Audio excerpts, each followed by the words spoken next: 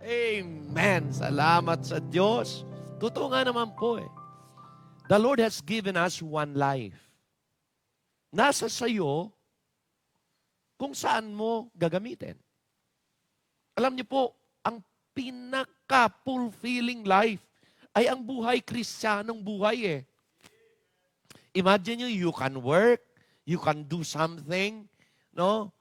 And pagkatapos fulfilled ka because you were able to serve the Lord with your life. Yun po eh. At hindi yan pwedeng matawaran. The world will not understand that. Opo. They cannot. Tayo lang. Kaya salamat sa Diyos na muli tayo nagkapangita. Amen? Parang nagsiputian kayo at gumandang lalaki yung mga iba sa inyo at gumanda lalo ah. Amen? Oo, siguro kasi kaya kayo, Ben, alisin mo nga yung iyong kan. Gusto ko nang makita. Amen? Oo. Di ba? Oo. Mahaba lang mga buhok natin, mga lalaki. Okay lang yan. Okay? God, you know what? It's good to see you today. Amen? Amen? Okay, sa mga members na nasa tahanan, okay, we are really longing na one day or one worship service, you can join with us also. Okay? Pa-practice kami ng social distancing, pa-practice kami ng proper order, protocol. Mayroon ba kayong mga sanitizer diyan? Ang ating ang atin pong shake hand ay Duterte's hand, ha? Ganyan or ito, ganyan. Okay? So, mga members, thank you po sa inyong panunood sa inyong mga tahanan, lahat ng mga viewers natin. Thank you po. Sabi ko nga sa inyo, first Sunday of June. First Sunday of June, we will have our proper, okay? Pero ito, tama namang worship ito eh. But we will have our corporate worship. By that time, we will do the singing na, okay? Baka hindi na ninyo makita yung countdown, okay? But we will do the singing. We will do the normal thing that we do in the church, okay? At so, we praise the Lord na tayo po ay nakaabot sa time na to. Amen? Okay? Walang nagkasakit. Sabi ko nga, sa time na ito na may pandemic, wala dapat magkasakit. Opo. At una, pag kayo po'y naubo, okay, at umuubo, at may lagnat, hindi na kayo muna lalabas. Huwag nang lumabas ng bahay. Okay?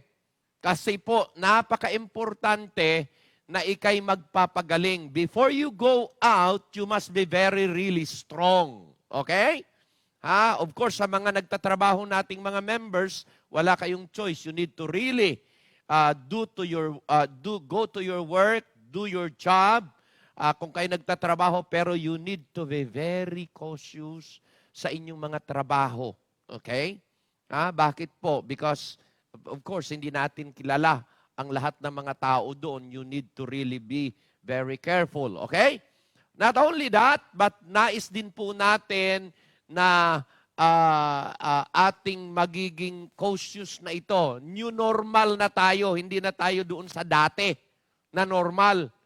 Kasi paglabas mo, kinakailangan may sanitizer ka, kailangan nakamask ka, kinakailangan talagang careful ka sa lahat ng iyong mga pinupuntahang lugar. Okay? Because that is really needed sa panahon natin habang wala pang bakuna. Habang wala pang vaccine. Sabi nga nila, baka next year pa. Okay? So, kinakailangan maingat po talaga tayong lahat. Okay? And so, sa umagang ito, kung ready na kayo, get your Bible. Okay? Open your Bible in the book of Isaiah. Isaiah 61. Okay? Isaiah 61. Verses 1, 2, 3. Okay?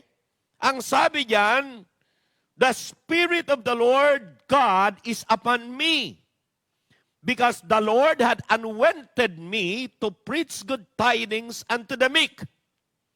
He hath sent me to bind up the brokenhearted, to proclaim liberty or proclaim freedom to the captives, and the opening of the prison to them that are bound, to proclaim the acceptable year of the Lord, and the day of vengeance of our God, to comfort all that mourn, to appoint unto them that mourn in Zion, to give to them beauty for ashes, and the oil of joy for the mourning, the garment of praise for the spirit of heaviness, that they might be called trees of righteousness, the planting of the Lord, that He might be glorified. Timely po ito, mga kapatid, because I really believe that our situations are progressing. Come on. Amen ba? Ang ating bayan, continually na free, okay, maintained free from COVID-19. Ang ating province, hello, free na rin. Sooner or later, sana po, ma-declared ang ating region, amen? And sooner or later, sana ma-declared sa buong Pilipinas, ma-proclaim na tayo ay malaya na, amen? Tayo ay mayroon ng freedom. Bakit po kinakailangan mangyari ito? Matandaan po ninyo, this is in the hand and in the timing of God. Amen? Ito po ay nasa panahon ng ating Panginoon. Amen? So, ang title ng mensahe ko ngayong umaga, Direct Proclamation of Liberty and Freedom. Ayan. Inaasam-asam po natin ito, mga kapatid. Ako talagang inaasam-asam ko na madeklara uli sa buong mundo na we are now free from pandemic. We are free from COVID-19. Para po ano? Para po, mga kapatid ko, ay tayo ay maging malaya sa paggalaw. Hello? Amen? Alam nyo, sabi nga nila, ang new normal ay yung ikaw pupunta sa trabaho, dala-dala mo yung mga protection gear mong ganyan. Okay? Sabi ko nga, ang pinaka-dangerous sa panahon na ito, sabi ko sa mga kapatid ko, it is not, ang pinaka-dangerous, mga kapatid, ay hindi yung dating rota na dinadaanan mo. Okay? Ang pinaka-dangerous talaga, pag pupunta ka sa ibang rota, ibig sabihin, for example, ay right now, close pa tayo, dito muna tayo sa Tarlac. Okay? Mabuti lang kung ang pupuntahan mong lugar ay free from COVID. Pero pag hindi, delikado eh. Amen? At mabuti lang kung ang mga taong mga makasalamuha mo, nasa lugar na free din. Amen?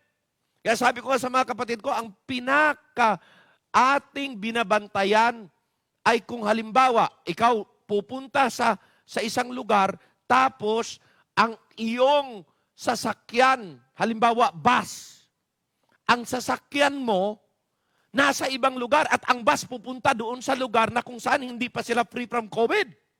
Delikado ka. Amen? Transportation. Ngayon, halimbawa sa atin dito, kayong mga nagtatrabaho, kung free naman ang company nyo ng COVID, okay yan at saka deklarado sa atin eh. Amen? Ang isa pa, sabi niya, pag kayo sasakay ng barko, okay, sasakay kayo ng buses na saan man pumupunta, okay, tapos ang mga places na napuntahan niya, hindi free from COVID, delikado yan. Ano pang delikado? Pag sasakay kayo ng barko, magkakuan kayo, go to another island. Okay? Ano pa? Sasakay ka ng eroplano. Yan po yung mga tinatawag dangerous. Kaya sabi nga nila, siguro pagpunta mo sa ibang bansa, okay, sa ibang places, sa ibang bansa, it will take, sabi nila, bago maging normal to, it will take 3 years. Bakit po? Kasi hindi natin nakikita eh. Hindi natin. Pero alam nyo, ang magdideklara po talaga, hindi tao eh. Ako'y naniniwala, kung ang Diyos ang nagpadala ng ganitong sitwasyon sa atin, I really believe that it must be God that will declare. Hello? At yun ang ating inaantay. Kaya pag lahat yan naging free na, lahat ng bansa naging free na, declaration na ng God yan. Tama, hindi? Kasi hindi naman magsalita ang Diyos sa iyo ng audible voice. Amen? Amen? Pero makikita ninyo na pakunti ng pakunti. Amen? Pakunti ng pakunti. So, ibig sabihin, may ginagawa si God. Amen? Amen? Now, dito po sa ating mababasa, sa Isaiah, sabi niya, the Spirit of the Lord is upon me. Anointed me, okay, to preach good tidings to the meek. Pambihira. Maganda po yung, it was quoted, this statement po was quoted. Punta tayo po, okay, sa Luke chapter 4. Luke chapter 4, the same statement po yan. Luke chapter 4, verse number 17. Okay? Luke 4:17. Ano sabi niya? And there was delivered unto him the book of the prophets Isaiah. And when he had opened the book, he found the place where it was written, the Lord Jesus Christ yan. The Spirit of the Lord is upon me, because he hath anointed me to preach the gospel to the poor. He hath sent me to heal the brokenhearted, to preach deliverance to the captives, the recovering of the spirit of the blind to the blind, to set at liberty them that are bruised. Okay? To preach the acceptable year of the Lord. Ang ibig sabihin, mayroong nakatakdang panahon, taon, na kung saan God will set us free. Alam niyo, sa totoo lang, parang ang buong mundo, parang kulungan ngayon eh. Opo, ng COVID-19, nakakulong tayo lahat. Oo, we are becoming in prison of this sickness. At mga minamahal ko, sinong pwede magpalaya sa atin yan? Buong mundo. Diyos lang eh. Hello? Diyos lang. Kaya napakaganda na tayong mga mananampalataya nadatnan ng ganitong sitwasyon na kung saan nasa Panginoon tayo. Ligtas ang kaluluwa natin. Tsak natin. And we have the Word of God who is our foundation, who is the one inspiring us and teaching us to be able to move on and keep on going normally in our life. Amen? So dyan po makikita natin mga kapatid na napakaganda. Sabi niyan, He will share to us good tidings. Okay? At ito po ay related. Isaiah was commanded to declare, to preach and proclaim freedom. Okay? To the Jewish people in Babylon. And so Christ, our Redeemer, our Savior, was also anointed by the Lord to proclaim the same freedom from the lost world. Now ngayon, kukunin ko ito na declaration para naman sa atin bilang mga mananampalataya. Hindi lang for our salvation, but for our situation. Amen ba? Amen ba? Now, qualified ba? Alam nyo, when you declare something, you ought to be the one authorized. Amen ba? Alam nyo, katulad yan. Ito ha, tingnan nyo. Pag anumang sa bansa natin ang declaration, kailangan authorized person ang magdi-declare. Pag ikay hindi authorized na magdi-declare, maniwala kayo. Hindi ka paniwalaan eh. Kaya usually binabantayan, declaration ng ating presidente. Amen? He is the authorized. person to say so for the sake of the whole nation. Okay? Now, pagdating naman sa tinatawag na medisina, okay, ang laging binabantayan, declaration sa buong mundo, declaration ng ano yan? WHO ba yan? World Health Organization. Pero ang problema, kasi pinupolitika. Silang nangungontrola sa buong mundo. Kaya may mga bansang iba na hindi na sinunod ang declaration nila. Because habang tumatagal, wala namang matinong declaration, wala pa naman. Amen? Dito sa atin, declaration ng pagdating sa medisina, pagdating sa health. DOH. O kaso lang nagkakagulo-gulo rin. Dahil ang pinaka-leader natin sa DOH, nagsabi second wave na, tapos kinukontra naman. Di mo maintindihan Okay? Pero yan ang pinapaniwalaan usually. Ang pinapaniwalaan ng mga tao, yung mga nakaupo, ang masakit ay ito. Yung ang mga nakaupo, mayroong ulterior motive na hindi nila papasukin yung iba dahil sila lang ang kinakailangan. At marami dyan, supported by what? By different people na kung saan, pag hindi tayo mag-ingat, in fact nga, pati media Pati media, ingatan natin. Dahil hindi po lahat ng sinasabi ng media totoo. Kung minsan, mga narinig-rinig lang din nila. Bakit ho? Well, mas magandang pakinggan yung proclamation mula sa salita ng Diyos. Amen? Dahil dito, sigurado tayong walang malito. Amen?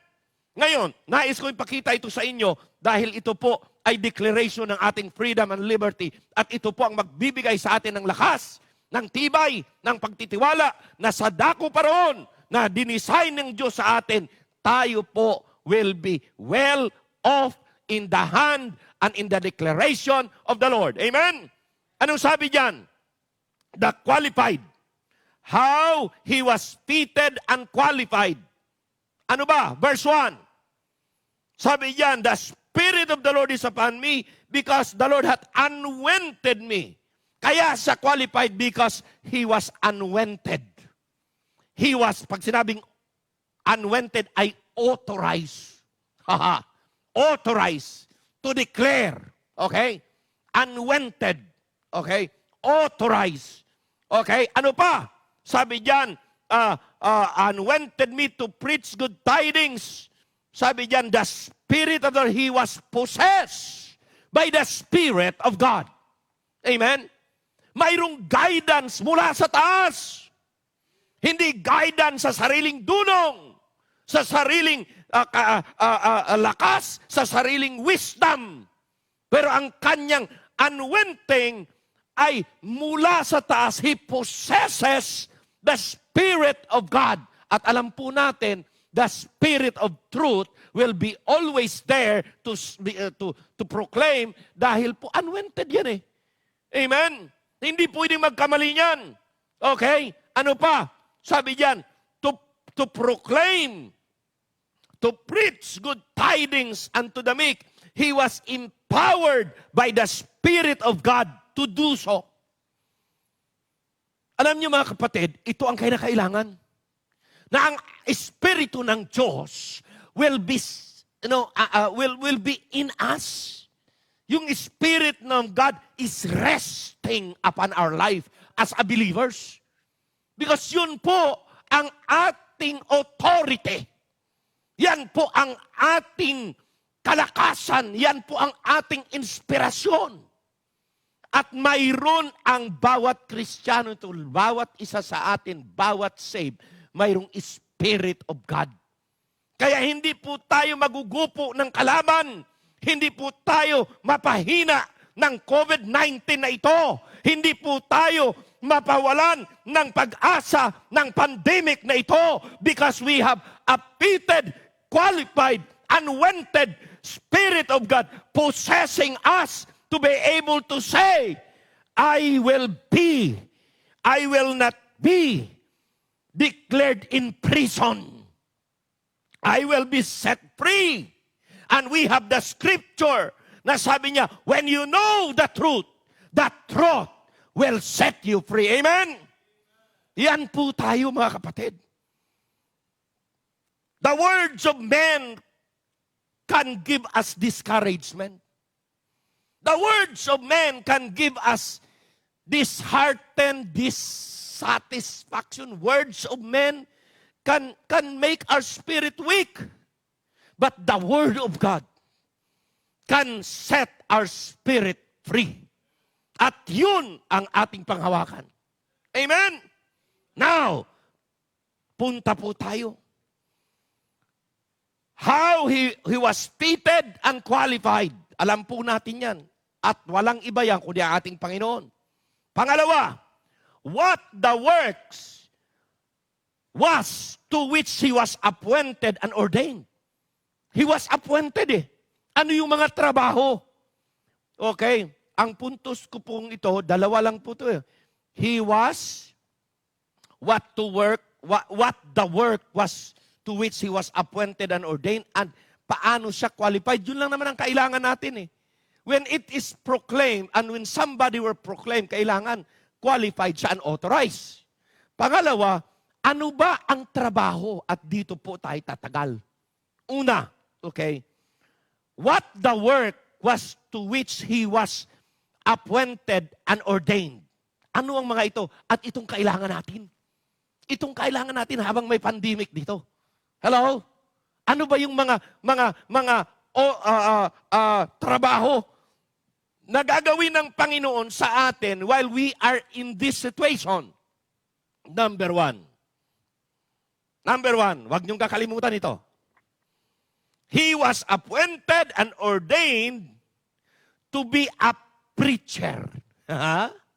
He will preach what? Hope. He will preach good tidings. Yun ang sabi doon. Okay? To preach good tidings unto the meek. Wow. Kailangan mga kapatid, sa preaching natin, laging may pag-asa. Hello? Lagi sa preaching natin may encouragement. Amen? Lagi in our preaching, there is always hope. Amen? Lagi sa preaching natin, mayroong tinatawag na what? Preservation and protection. Amen? Why? Because sa ganitong sitwasyon, during the bad times, we must preach good tidings. Amen? Ang mga tao nga, ang dami nang nalulus ang hope. Ang daming, kung ano-anong klaseng balita. Pero alam nyo, pag binasa nyo yung balita, parang walang pag-asa eh. Bakit? Ang datos ngayon sa COVID-19, ang lahat ng mga nahawaan, ito ng ilang milyon. Ang lahat ng mga nakrecover ay ito. Ang patay ay ito. Para namang laging may patay na lang. Amen? Amen? Sabi ko nga, bakit kaya hindi na lang yung alisin yung patay? Ang lagi na lang dapat ibigay, recovered. Para maganda, ang buhay. Ang nahawaan ay ito. Ang nabuhay ay ito. Hello? Huwag mo nang ibalita yung patay. Bakit po? Alam nyo sa laban, sa gera, mayroon talagang patay. May casualty talaga. Pero hindi magandang balita yung patay. Pero magandang balita yung buhay. Amen? Maniwala kayo na we are in the process, mga kapatid, na talagang disheartened ka kasi sasabihin ba naman ng doktor, maghanda-handa na kayo dahil ang kapatid nyo, hindi na nagre-response, baka mamamatay na. Pero mo ganon? Hindi magandang balita yun eh. Nakakawala. Pero sabi ko, di bali na. May paraan si God. The doctor may declare hopelessness, but God will always declare hope for His children, like you and me. Pwedeng sabihin ng doktor, tapos na. Pero hindi pa tapos sa Diyos. Bakit? Lahat ng mga doktor, kahit na gaano pagkagaling, dito sa mundo, ay limitado ang kanilang magagawa. Pero ang Diyos na pinampalatayanan ko ay kailanman hindi limitado. Amen? Kaya tandaan po natin, mga kapatid ko. Kaya ang preacher will always preach the good news. Words selected and chosen to inspire, to encourage, to give hope, and to give positive mindset and heart. At yan po ay manggagaling sa salita ng Diyos lamang at wala ng iba. Amen? Kaya appointed siya to be a preacher of good tidings. Amen? Pangalawa, lalo pang gumanda. He was appointed or ordained not only to be a preacher, but to be a healer. Hello? To be a healer. Bakit po? Sabi niya, that He sent me to bind up the broken-hearted. Sabi niya, okay, to heal the broken-hearted. Amen? Wow. He was appointed to be a healer. Sino bang pinakadakilang physician sa lahat ng mga doktor sa buong mundo? The great physician is the Lord. Bakit po? Ang mga doktor limitado. Okay, they may have the expertise or the masteries in certain sickness or in certain areas. Okay, but the Lord Jesus Christ is the master of all. Amen. He is the master of all the sick, the worst sickness in this world. He can heal that. Amen. Kaya I have the greatest healer. Why should I be afraid? Hello? Amen. Sabi diyan, He was sent to bind up the broken. Alam ba ninyo na hindi lang kayang pagalingin ng Diyos ang iyong sakit physical?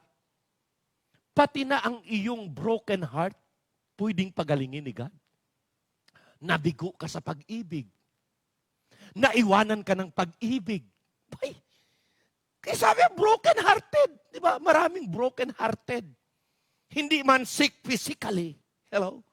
But they are sick in the heart because their heart was broken. Eh sabi ng Bible, God can heal your broken-hearted heart. Amen? Ganon, bakit po? Ang galing, kaya niyang magpagaling at nagkukumporte. Amen? Kaya kayong mga walang asawa, maghantay pa rin kayo. May pag-asa pa. Amen? Sa mga, may mga nabigo. Amen? Sige lang, maglingkod lang kay God. Maniwala kayo mga kapatid ko.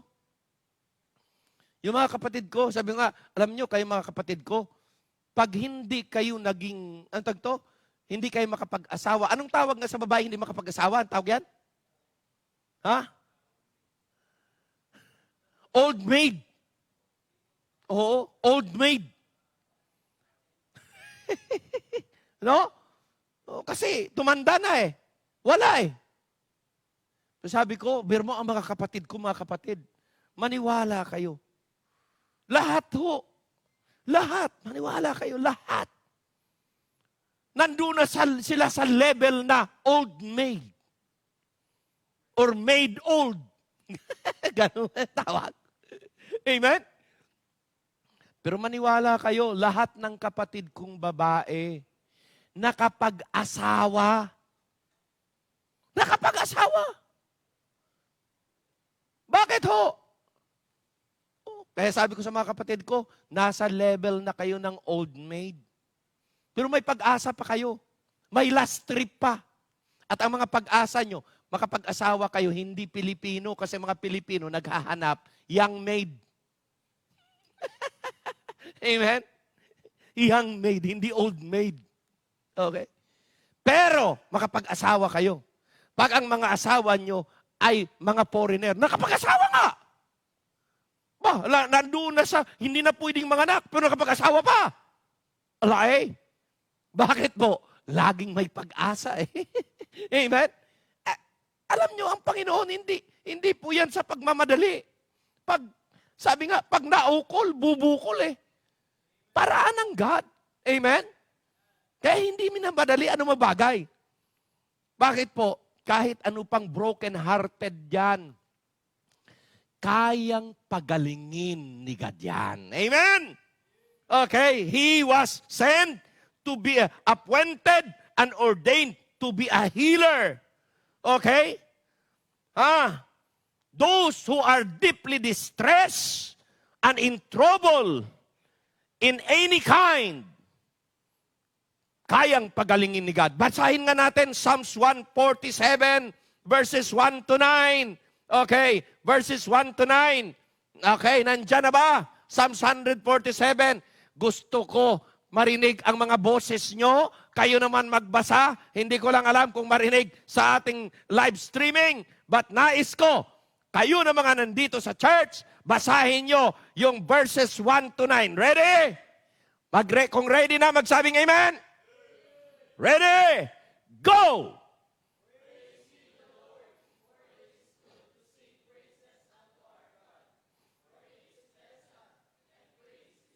Verse 2.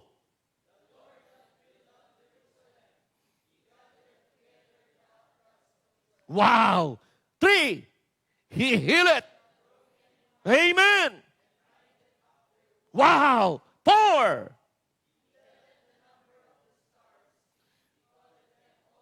Wow. Set 5.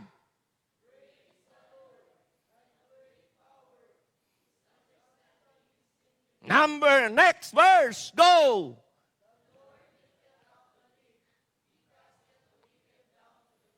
Next.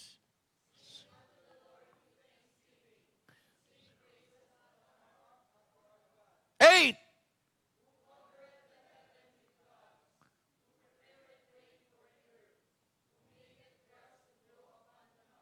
Nine.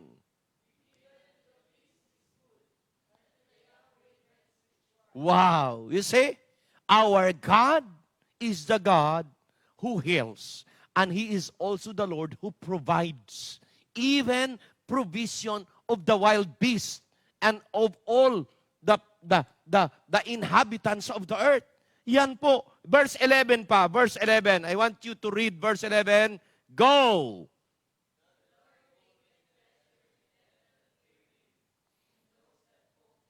Wow. Amen? Nasaan ba yung hope natin?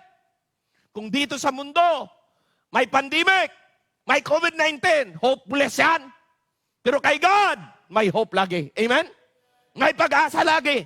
Bakit po? Ang ating Diyos ay the best healer. Sabi ko nga sa inyo one time na nag-preach ako dito, I don't care kung magkasakit ako ng COVID-19. Pero I will not be careless enough to do it. To do that. Pero just in case ako man magkasakit, kahit na ano pa ang aking precautionary measure at ako'y nagkasakit, kalooban ng Diyos. At kung kalooban ng Diyos, hindi magbaback down ang paglilingkod ko. Kahit na kukunin niya ako. Hello? Nakausap ng mga kapatid ko, ang kapatid namin. At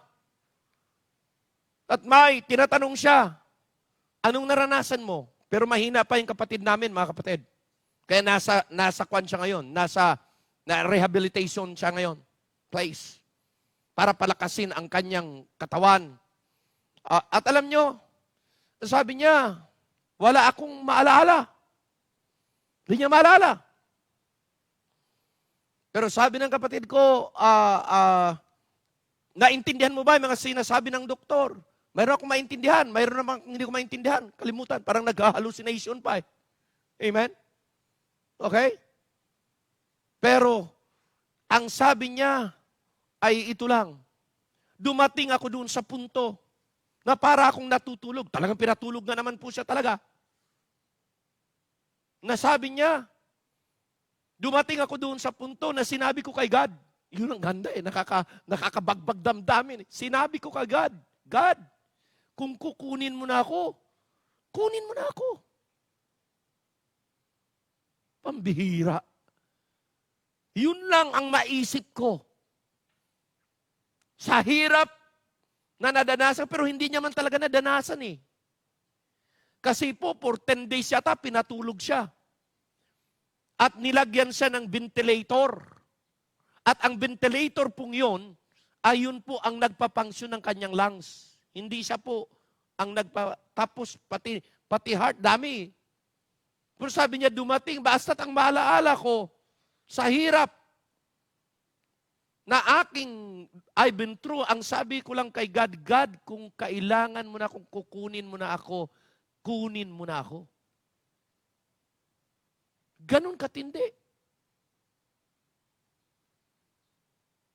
Alam nyo, pag wala ng purpose ang Diyos sa buhay nyo, kukunin ka niya na. Healthy ka man, o ikaw may karamdaman. Pwede kang kukunin ng Diyos through COVID-19. Pwede ako. Pero tatandaan niyo po ito, kahit ano pang sakit, mararanasan ko sa paglilingkod ko sa Panginoon, hindi ako magbaback down hanggat malagutan ako ng huling hininga. Bakit po? Dahil it's worth. Ang Panginoon nga, namatay sa akin eh.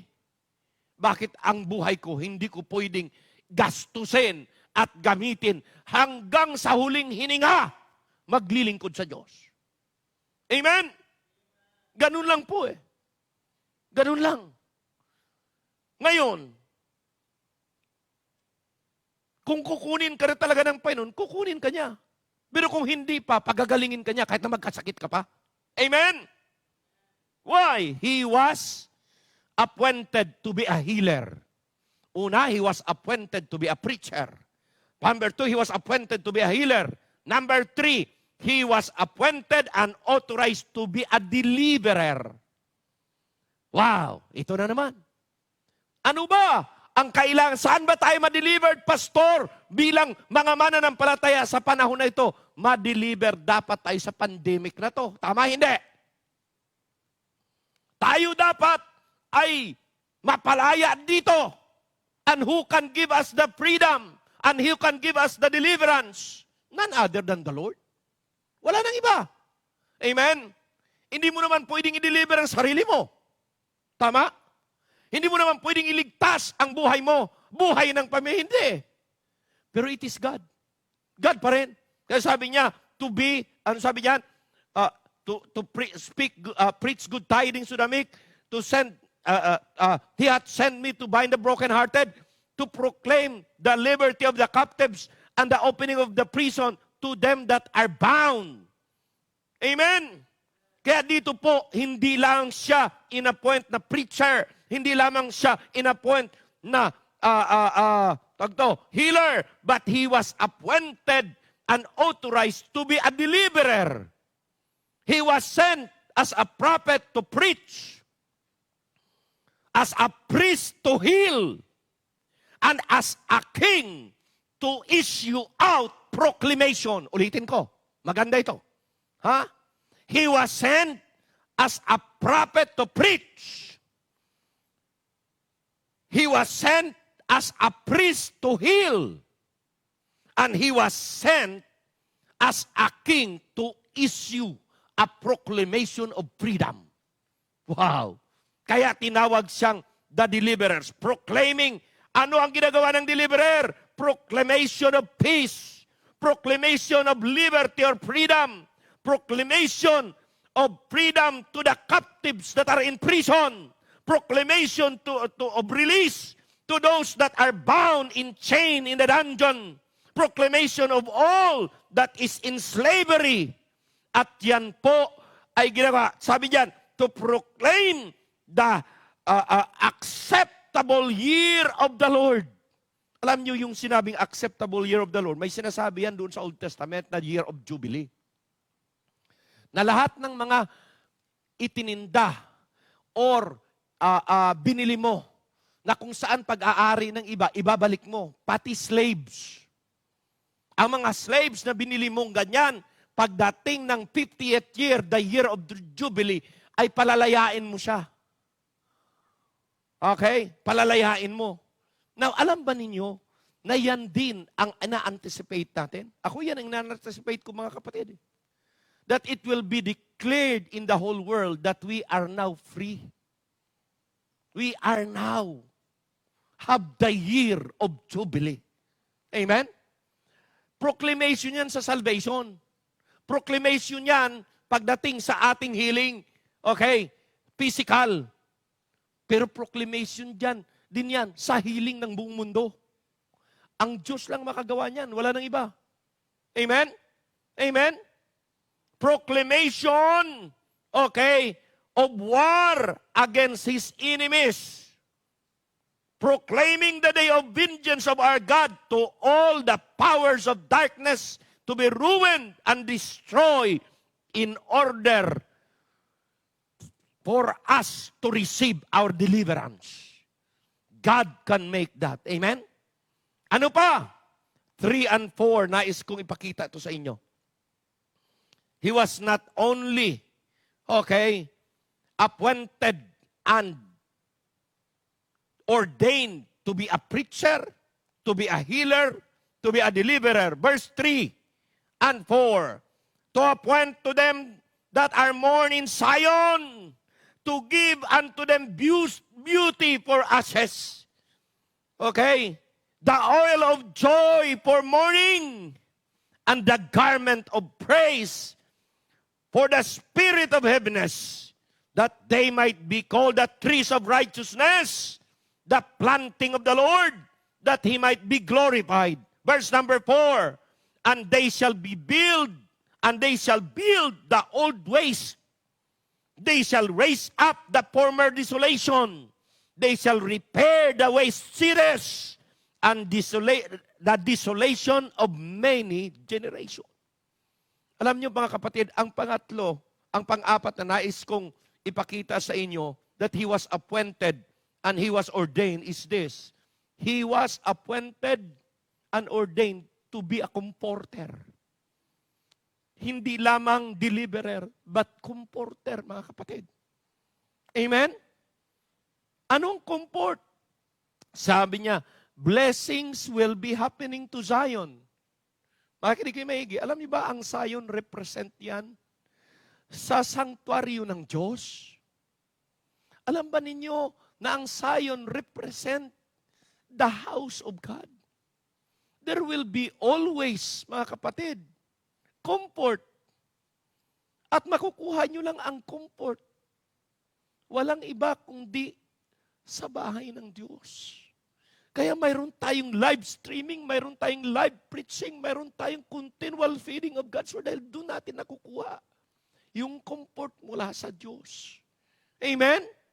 Ano yung mga comfort na yan? Isa-isahin ko sa inyo yan. Spiritual blessings to carry their burden and sorrow. Blessings out of Zion are spiritual blessing to carry their burden and sorrow to the throne of grace.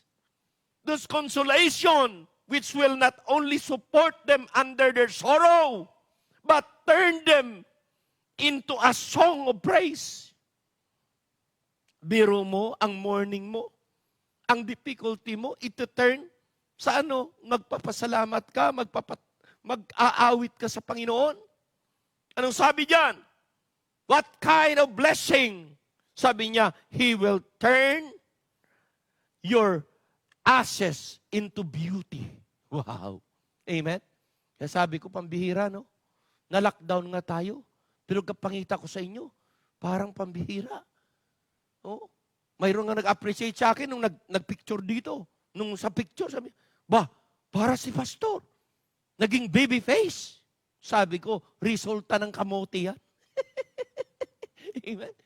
Si pastor bumata. Hindi pa nakapagupit yan, ha? Amen? Pero alam niyo mga kapatid, ganun ang Diyos eh.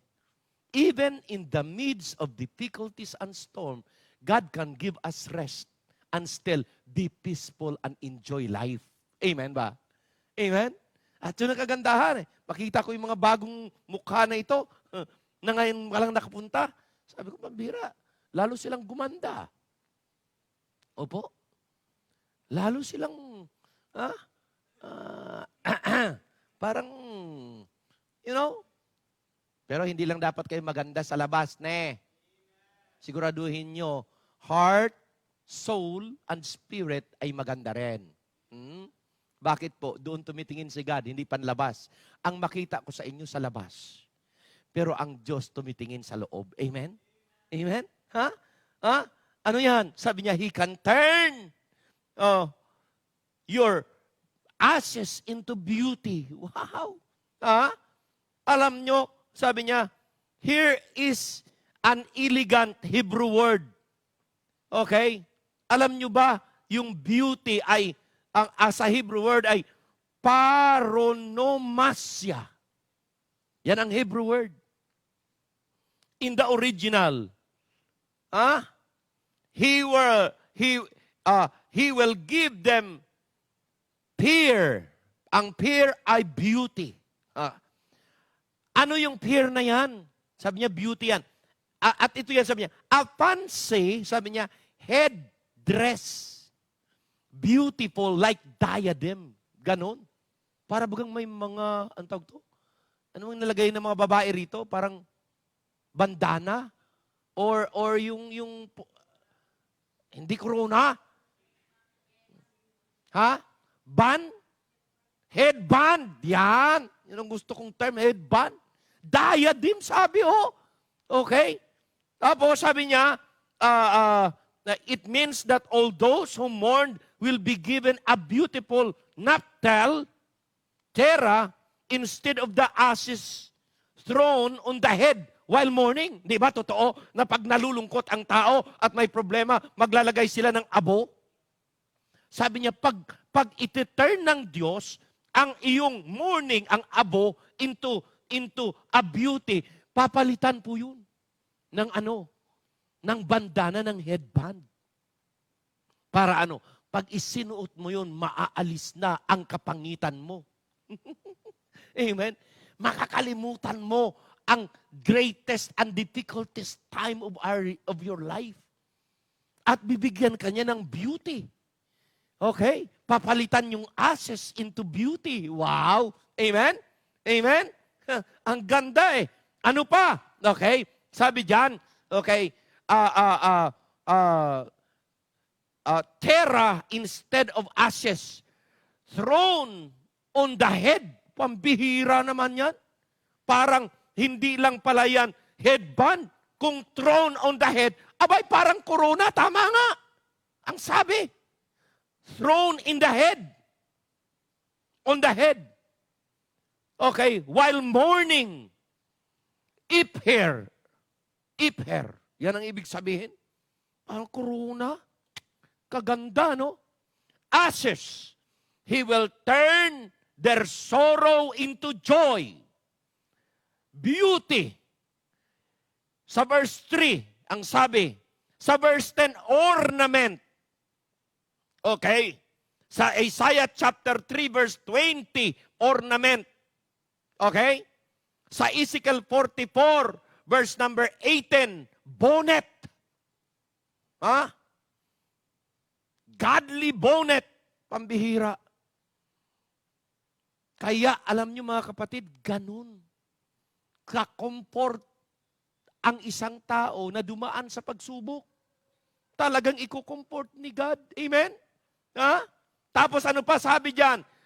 As a comforter, He will turn our ashes into beauty. Ano pa? He will turn, sabi niya, an oil. Di ba? Sabi diyan? An oil of joy for mourning. Kaganda naman. Oil of joy for mourning. Alam ba ninyo, mga minamahal ko? Okay. God can make the face to shine instead of mourning, mga kapatid. Ang ganda. Which disfigures the countenance and make it unlovely because of difficulties. Ngayon, ang countenance mo will make it as shining, as lovely as you are. Bihira, amen? Yan ang ginagawa ng Panginoon. Okay. Oil was employed on occasion of festivity and gladness. Yan pong tinuturo ng word na oil. Festivity and gladness. Pambihira. Psalms 45, 6-9. Anong sabi? Thy throne, O God, is forever and ever.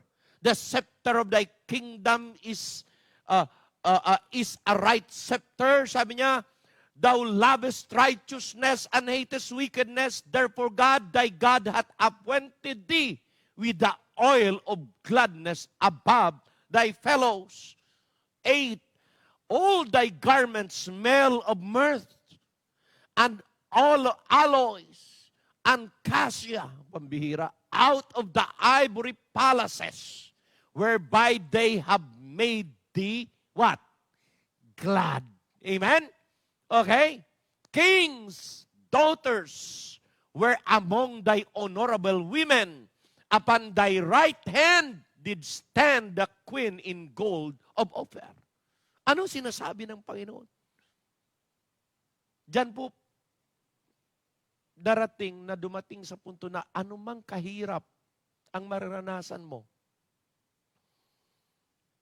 Makakalimutan mo ang lahat ng hirap na yan. Pagpapalitan ng joy. Kaya lagi kong sinasabi, kung minsan kailangan ng Diyos ipaparanas sa atin yung bitterest of the bitter. For us to be able to enjoy the sweetest of the sweets. Yun po. Yan ang sinasabi niya, papalitan ko lahat yan. Sabi ko nga sa inyo, naranasan namin ang sobrang hirap na talagang grabe ang dinanas. At hindi isang araw, lumipas ang mga taon. Pero alam nyo ngayon, I could not even remember those difficulties kasi pinalitan na ng Panginoon ng lahat ng blessing. Pinalitan ng Panginoon ng sweetness. Sabi ko, salamat o Diyos. Totoo yung sinabi niyo sa iyong mga salita. Hindi kayo nagkukulang. At nawa, iyan din po ay isang magiging pag-asa natin sa mga panahon na ito. So he was what? He was appointed to become our comforter even in the midst of this crisis and difficulties. Ano pa? Pang-5. Ano yung una? He was appointed as a what? Preacher, bringing good tidings. Number 2, he was appointed as a healer when we are sick. Number 3, he was appointed as a deliverer when we are in danger. And number 4, he was appointed as what? A comforter. Panlima na nais kong ibigay sa inyo. He was appointed to be a planter.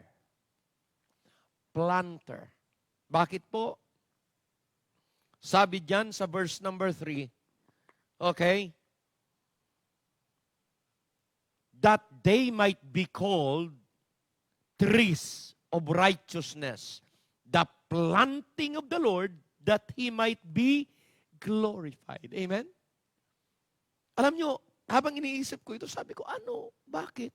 The Lord was appointed as a planter. Alam nyo mga kapatid, we are God's garden eh. We are God's planting. Ang buhay natin, ang buhay nyo, is the planting of the Lord. Kaya wag nating hahayaan na mabigo ang Panginoon. Ano ba ang pinaka-purpose ng farmer? Para po ang kanyang, bakit siya nagpa-plant? Unang-una, pinaka-purpose ng farmer is this, to be able to grow the plant well. Tama, hindi? Pangalawa, to be able for that plant to produce more fruits. Tama, hindi? Yan ang design ni Lord sa buhay natin. Ayaw ng Panginoon na ang buhay natin ay, dying. Walang thrill, walang enjoyment, walang bloom. Ayaw ng Panginoon yun. Kaya nais ng Panginoon na ang buhay natin is always blooming. Laging may pag-asa.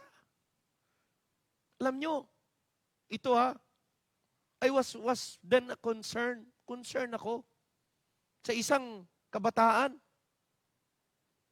Nung yan ay pinanganak, mga kapatid ko,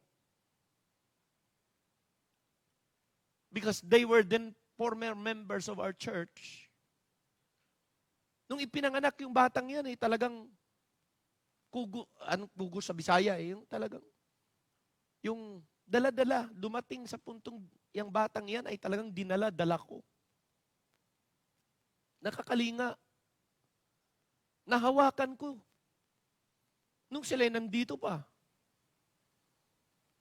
Tapos, we are praying because the desire of the family is to go to the States. They were able to go to the States.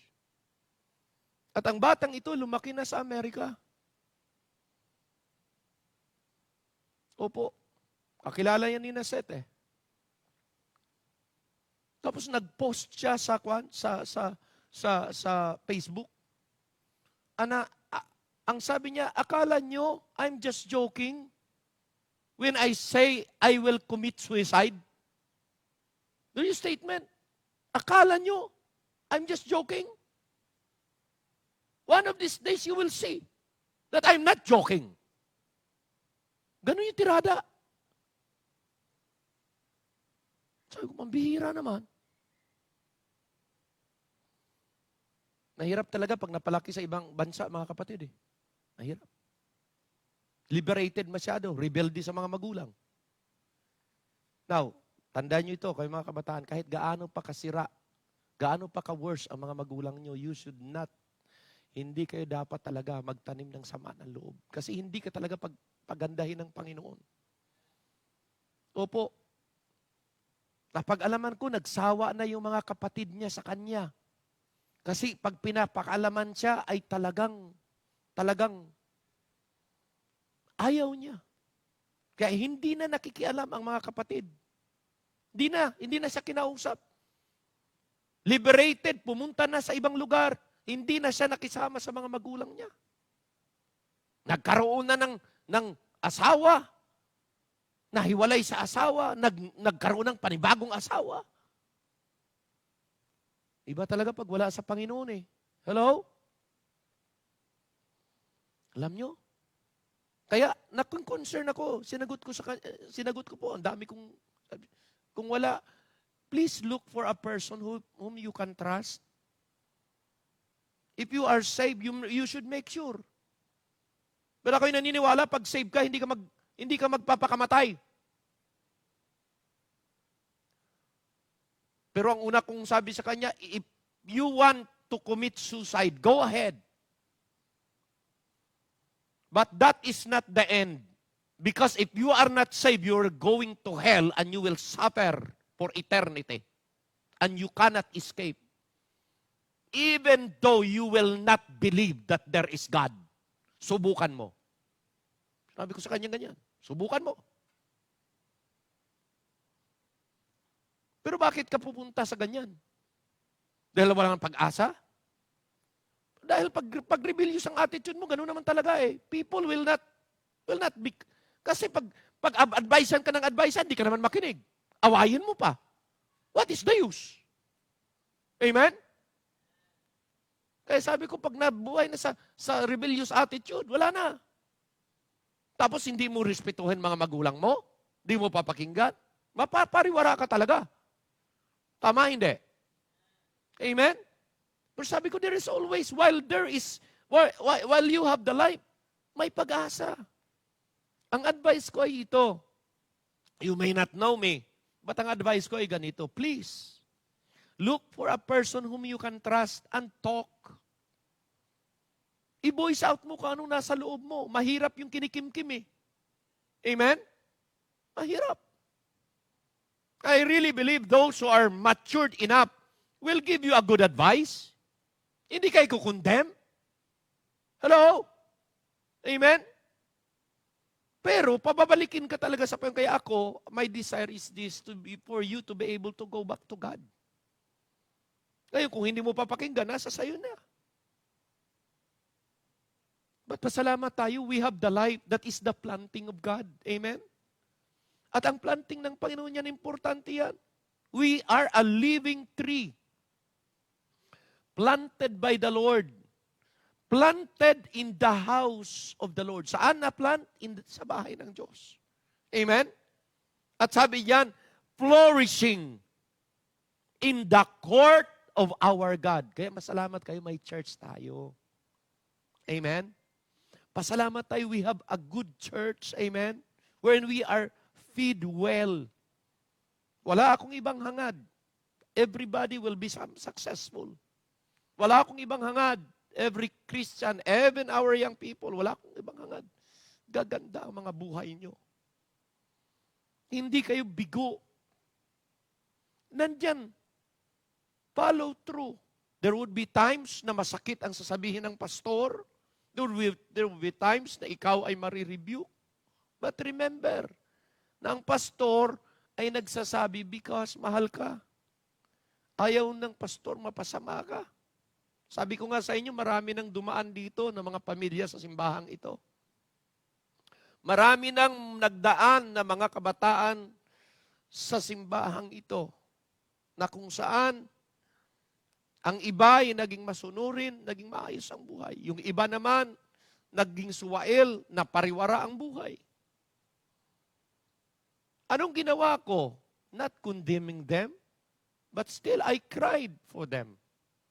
Bakit po? Because sayang sayang.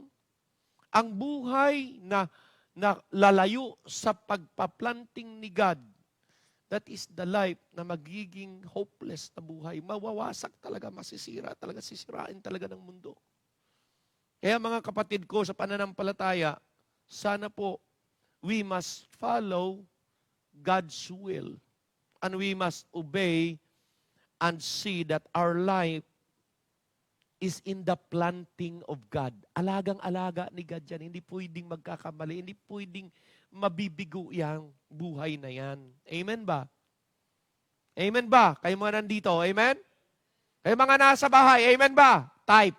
Huwag ba kayo magsabing amen? Amen? Okay. Last verse I want you to say is this. Verse number 4. Verse number 4. Ang sabi sa verse number 4, and they shall build the old waste. They shall raise up the former desolation, and they shall repair the waste cities and the desolation of many generations. This is the fourfold program ni God in building our life. Fourfold program. Ano? Build the old waste city. The old waste. Anong ibig sabihin? Yung mga dati, dinidevelop pa rin ang pero kaya doon papasok yung, hey, huwag kayong mag-alala. God is not yet finished with us. God is still working in our individual life. At habang may buhay, God is still fixing us. Amen? Amen? Hindi pa tayo perfect Maging perfect lang tayo pag ang Diyos ay dumating na at ang body na ito'y papalitan. Habang wala pa, di pa siya dumarating, okay, He will continually fix and develop us. Amen ba? Amen. Okay? I-consider natin yan. They build the old waste. Number 2, they shall raise up the former desolation. Kung mayroon mang distraction na nangyari, kung mayroon mang mga kabiguan kung naranasan, pwedeng ikaw uli ay itindig ni God at ang distraction na yan ay i-fix uli ni God. Amen? Amen? Amen. Makikita ninyo sa mga buhay ninyo na there was time that we failed God. Amen?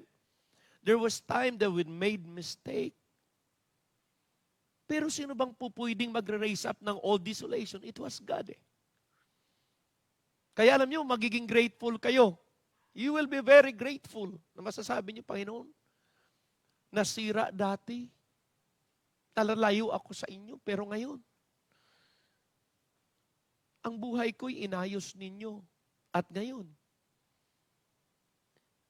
nakapaglingkod na ako ng maayos. Di ba? What a life, what a privilege na ibinigay ni Lord.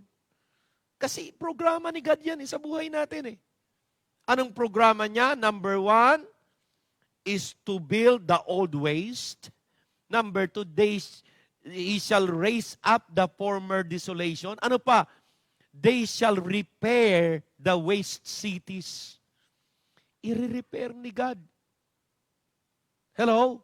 Ano mang sira-sira sa buhay natin, kayang i-repair ng Panginoon basta tayo'y patuloy na maging submissive sa Kanya. And last na nais kong sabihin sa inyo, they shall restore the desolation of many generations. Yan ho talaga ang aking heart's desire. Na anumang mga nakaraan na destruction at desolation, aayusin ni God. Basta tuloy lang tayong naglilingkod sa Kanya. At ano Kanyang gagawin? Aayusin niya ito, ang sabi doon, the desolation of many generations. Kaya po i-repair. Aayusin po yung ating buhay dito habang naglilingkod tayo sa Kanya. Para ano? Para po sa sunod pang maraming henerasyon. Amen? I'm not getting younger, mga minamahal kong mga member sa simbahang ito. I'm getting older. Whether I like ito, kahit ano pang dieta ko, kahit ano pang pagpili ko ng pagkain ko, tatanda talaga at tumatanda. Batandaan niyo po ito. I want to leave a legacy na kung saan mamanahin ng mga next generation sa simbahang ito. Dahil po, yun talaga ang hangad ni God. Na ang ating mga next generation will have what? Will have a promising life more than us na mga matatanda. Yun ho ang hangad ni God. At yan ho ang hangad ng pastor na ito. At yan po ang hangad ko para sa simbahang ito. Kaya ako'y nagpapasalamat sa mga young people natin na pursigido. Ngayon, inumpisahan nila ni Brother Samuel, ni Brother Jason, yung tinatawag na prayer uli. At they will start discipleship. Ngayon lang muna. And they want to enjoy and invite young people to do so. Doon po. Alam niyo bakit? Kinabukasan niyo yun. Opo. Kinabukasan niyo ng simbahang ito. At yan po ang hangad ng Panginoon sa ating lahat. We can be able to move on. Kaming mga matatanda could live a good example, a good legacy para sa inyo. Para ang inyong kinabukasan ay mas maganda. Mas promising. Because you have seen it in our life. And you can do. You can see our mistake. You can see our shortcomings. Mga anak, makikita nyo. Mga magulang nyo may mali-mali. May mga mistake yan. Hindi perfecto yan. Pero tatandaan nyo ito. The mistake of your forefathers, the mistake of those, your old folks, ay sana, it will give you wisdom and learning. Na pag kayo ay nandun na sa lugar, sa edad na katulad namin, hindi na ninyo magawa yung aming mga kamalian. Kundi you will be wise enough not to do that because you know the effect of that. Amen? Sinisikap namin hindi kami magkamali at magkulang, pero oftentimes, di naman kami perfecto eh. Nagkakamali rin. Nagkukulang din. Pero salamat na lang sa grasya ni God. Amen? At nawa sa umagang ito, the message ay ito. It was all the Lord. He was appointed to be a deliverer, to be a comforter, to be His planting, and that is the best. Alam ba ninyo na up to now, we are still the planting of the Lord? At patuloy tayo po maglilingkod. Amen? Tumayo po tayong lahat, please. Remember the fourfold program ni God. Ipifix niya yung series, i-repair niya, ayusin niya. Para ang planting natin sa sunod na henerasyon will be as promising and as a blessing to more generations to come. Amen? Join with me. At sa mga bahay, join with me also. Manalangin po tayo. Tumayo tayong lahat as we close our service today. Heavenly Father, Lord, salamat po sa mga kapatiran na nandito. Salamat po, Panginoon, na kami ay inyong planting. And you have a plan para po sa kinabukasan ng aming mga next generation. Tulungan niyo po kami na kung anumang mga kamalian namin bilang mga nauuna, ipagpatawad po ninyo. And we will learn from our mistakes. And we will be, Lord, able to show, they will see it in our life. At sana hindi ito magkukos na kasi kami ay kanilang i-condemn because kami nagkamali. Kung di kami, Panginoon, ay magiging kahit na sa aming pagkukulang at pagkakamali, matuto po sila upang pag sila na po ay may sariling buhay, hindi na nila magaya ang aming mga kamalian. They will learn from our mistakes, but also they will learn from our success. And Lord, ang alam kong tagumpay lang sa buhay na ito ay ang buhay na naipaglilingkod sa iyo. Buhay na kung saan kayo po ang naluluwalhati. Wala na pong mapayapang buhay, pinakamasayang buhay, kundi buhay na kung saan kayo, Panginoon, ay namamagnify at nag-glorify. Kahit anumang trabaho namin sa lupang ito, kung ito ay aming nagagawa at aming naipaglilingkod ang buhay nito, tagumpay ang buhay na yan. Hindi talo ang buhay na yan. Hindi wala kinabukasan ang buhay na yan. O Diyos, pagpalain niyo mga membro, salamat po na sila'y nakarating. Dalangin namin na i-bless po ninyo ang bawat isa. I-bless niyo ang mga nasa bahay. Lahat ng viewers namin, bless them, Father God, saan man sila dito sa mundo. And continually, O Diyos, you are the one that can proclaim freedom and liberty sa aming lahat po. Kaya i-bless nyo ang buhay ng mga anak ninyo, ng mga mananampalataya, regardless of this pandemic, regardless of this COVID-19. We pray, Lord, for your supernatural blessing, supernatural protection, supernatural preservation ng aming mga kabuhayan at ng aming mga buhay. In Jesus' name, I declare amen and amen. Amen. Manalangin tayo para sa ating offering. Sige. Let us pray. Dear Lord, thank you po that we can worship again. Salamat po sa mga kapatid na ginaid nyo makarating dito. I-bless po ninyo ang aming pag-o-offering. You will be magnified. Alam namin, Panginoon, na ang pananalapi ngayon ay mahirap. We can just live so much. We can just give so much. But Lord, salamat po na kahit na sa panahon na ito, ay patuloy pa rin ang inyong pag-abay sa amin at pag-provide ng aming mga needs. Lord, honor our offering, honor our tithes, honor our commitment. And Lord, ibalik niyo po ang mabuting pananalapi sa lahat ng mga membro sa simbahang ito. Alam namin, hindi ito instant, God. It is a process. But Lord, we want to prove that even in the midst of difficulties, in the midst of affliction, in the midst of deep poverty, we can keep on having your grace and mercy in our life. Bless all the givers now in Jesus' name. Amen and amen.